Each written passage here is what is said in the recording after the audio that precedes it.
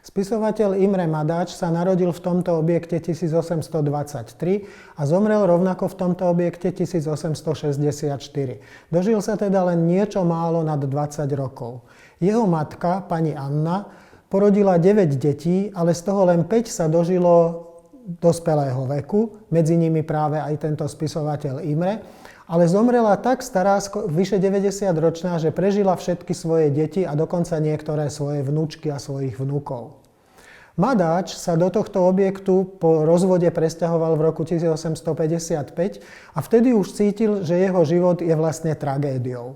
A to spôsobilo, že po pôvodných literárnych pokusoch, ktoré predtým neboli obzvlášť úspešné, sa rozhodol napísať jedno literárne dielo, divadelnú hru, ktoré dá názov Tragédia človeka. Čiastočne v tejto tragédii aj reflektuje svoj vlastný život a svoj vlastný osud, ale celá tragédia človeka je vlastne ako keby s malým zrekapitulovaním v jednotlivých obrazoch histórie ľudstva, podľa biblických prameňov a podľa historických prameňov, od stvorenia človeka, teda od stvorenia Adama, ako sa o tom dočítame v Biblii, až skoro po súčasnosť, po 19. storočie, v ktorom Imre Madáč žil. Imre Madáč sám mal niekoľko detí a okrem tých 3 detí, čo mal so svojou manželkou, mal ešte ďalšie.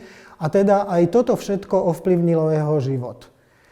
Vo svojej tragédii človeka vychádza z biblického podania, ale nemá vôbec problém použiť aj iné podania, napríklad od Cyrana z Bergeracu, ktoré bolo zo 17.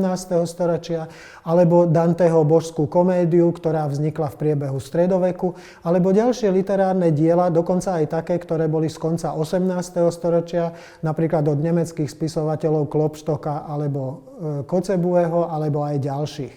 On túto tému spracovával trošku ináč ako všetci iní autori, pretože každý autor, aj keby písal o tom istom, to napíše trochu inak.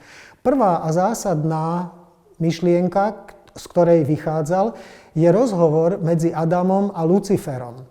Lucifer tu vystupuje ako niekto zlý, kto toho Adama nahovára na niečo a Adam, ktorý si stále myslí, že ľudstvo je dobré a niekam to dotiahne, ako si dostáva od Lucifera upozornenia, že čo sa ešte v budúcnosti môže stať. A tie upozornenia a scény, ktoré potom v histórii z toho vznikli, sú práve jednotlivými dejstvami či scénami divadelnej hry Tragédia človeka. Tragédia človeka bola publikovaná až v roku 1862, to znamená 2 roky pred Madáčovou smrťou, ale hrá sa až do súčasnosti a do súčasnosti napriek tomu, že dnešný človek 21. storočia jej už veľmi nerozumie, je stále populárnou divadelnou hrou.